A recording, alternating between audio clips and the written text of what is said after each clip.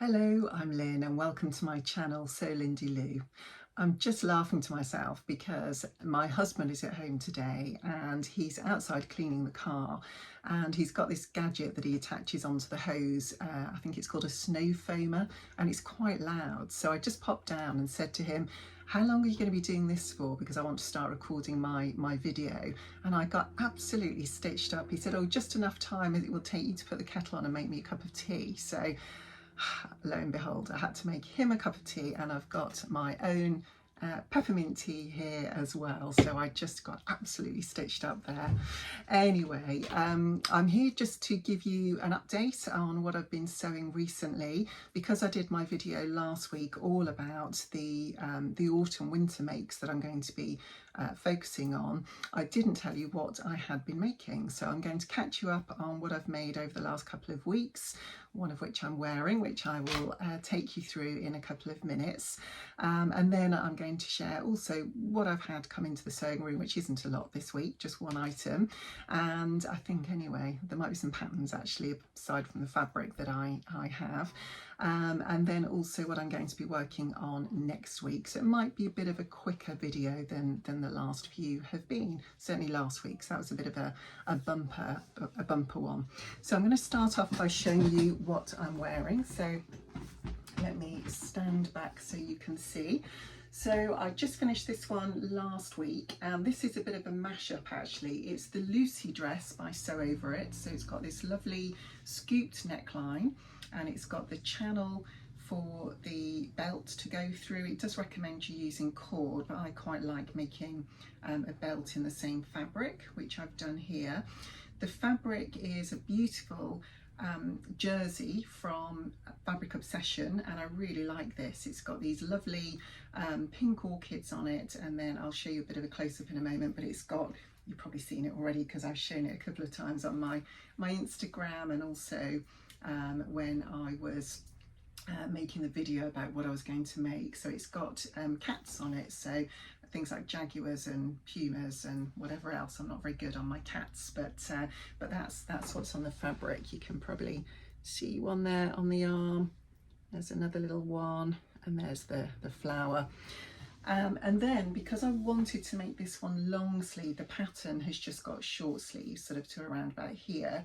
So what I did was I took the pattern piece from the named kilo dress, because they were a good length on me, and I just made sure that the head of the sleeve was the right shape. So I used the head of the sleeve from the Lucy dress and then just extended it down to the right length. So I wanted to make it long sleeved, obviously for this time of year. So I hope you like it. I'll just stand back a little bit. I'm not sure you'll see the full length, it's just below my knee.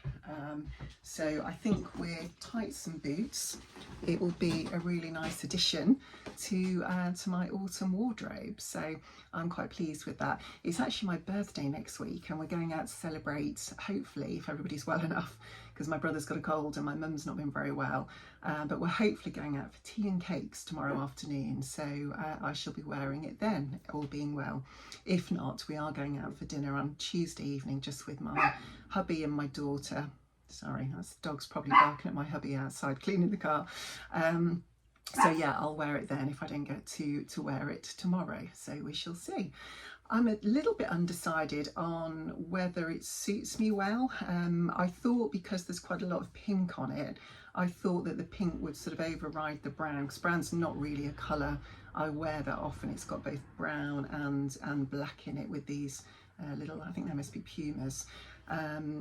So yeah, let me know in the comments whether you think it suits me or not. I'm a little bit jury's out because I am used to wearing much brighter colours, and I really like the bright red, white and blue. Let me show you. I love this version so much. I'm not sure whether I like this one as much that I'm wearing, but let me know in the comments and tell me what you think. So yeah, just going back to my hubby, there might be a little bit of noise if he suddenly decides to switch on whatever it is he's doing. I don't know, the snow foaming thing again, but I'm not sure whether he'll pick it up on camera or not. Hopefully not. So that's the first make. So the second one is this one just behind me. So this wasn't part of my autumn winter makes list where I came up with 9 items that I was going to make.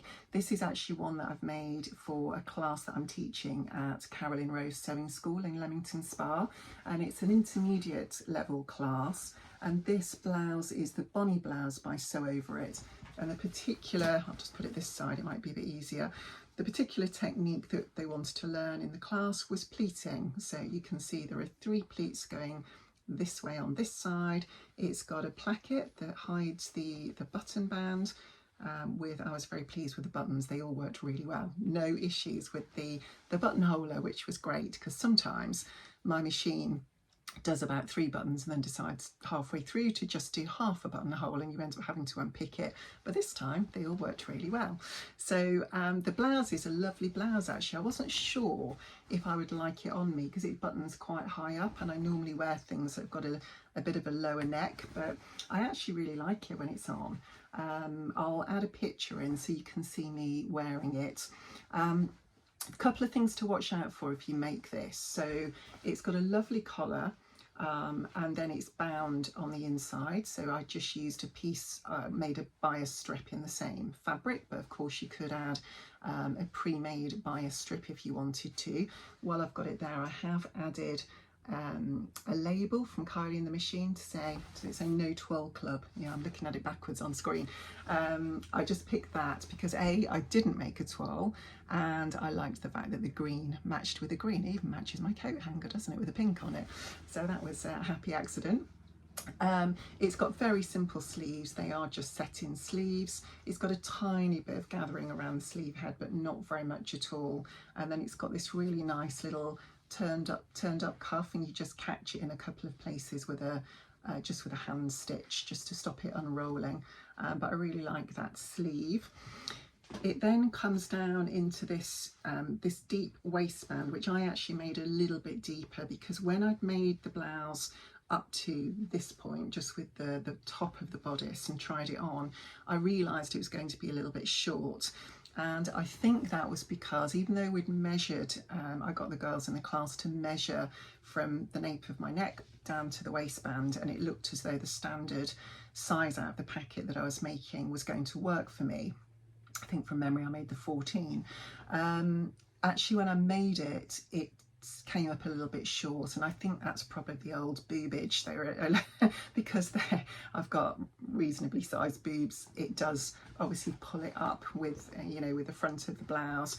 I didn't do a full bust adjustment because with the ease in the pattern, it looking at the finished garment measurements, it didn't seem as though I needed to. And actually, you'll see from the photographs, it does fit really well across the bust.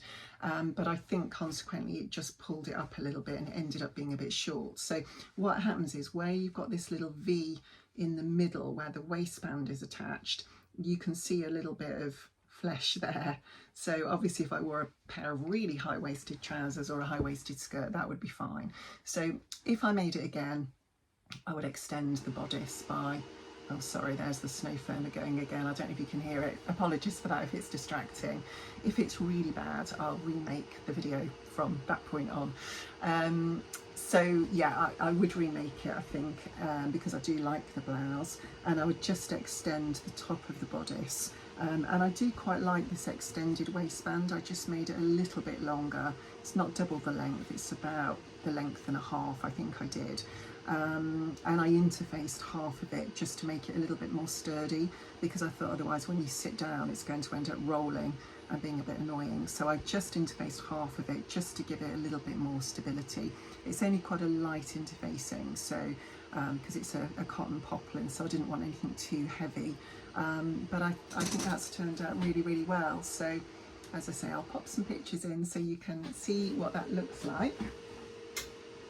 But I would definitely recommend the Bonnie pattern. It was a really nice one to make.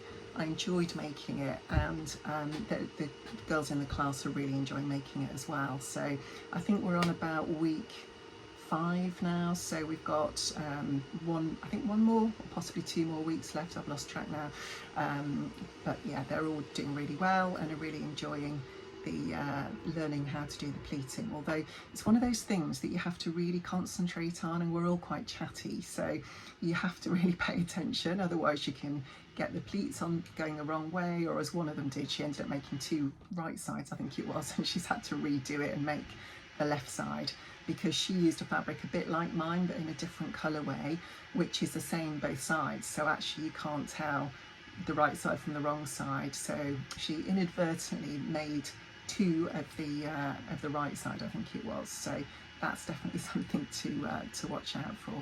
But as I say, a really nice pattern.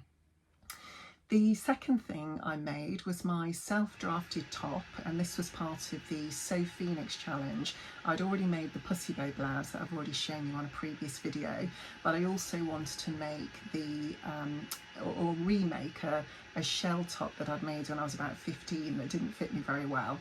And so what I did, having been on a pattern drafting course with Sarah Laws from My Handmade Wardrobe, I decided that I would use my pattern drafting skills. So I'll just show you a little bit of the process we went through. So what we did in the class is we started off with a bodice block, and then we made adjustments to that bodice, having made a twill and then adjusted it so that we got the right fit. So what you end up with is a nice cardboard pattern that is just a very straightforward top with just a quite a high round neck, and of course from there you can make any adjustments you want to put the neckline on that you require.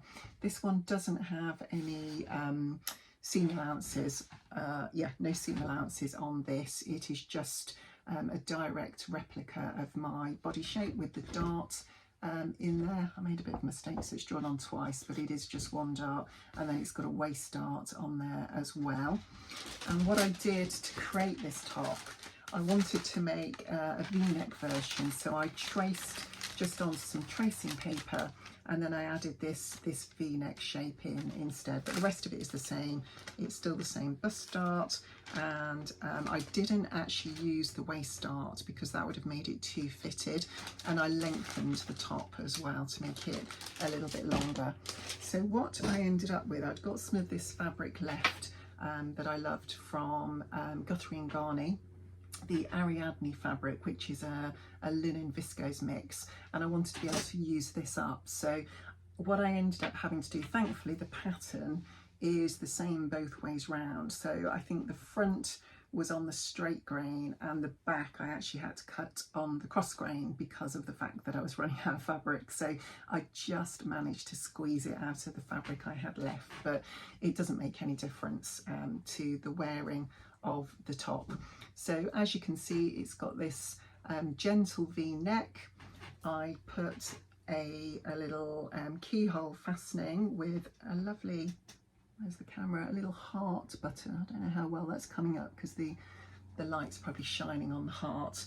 And then I used this really lovely binding, which is from Specky Seamstress, and it was made especially for the Sew Phoenix challenge. So it says on it, redesigned, remade, reimagined. So I really wanted to use that as it was made especially for the Sew Phoenix challenge, and I've put that around the armholes as well. So again, I'll pop a picture in so you can see what it looks like on, but it's definitely a better fit than the one I made when I was 15 that I made having copied a stretch top, and so of course because it had no stretching it didn't fit terribly well because I didn't put any bust darts in it at the time. So yeah, so obviously this one fits a lot better, but I enjoyed the process of using the pattern drafting skills that I'd learnt on the course with Sarah. So do ask if you've got any questions about that, and I can let you know a little bit more about it.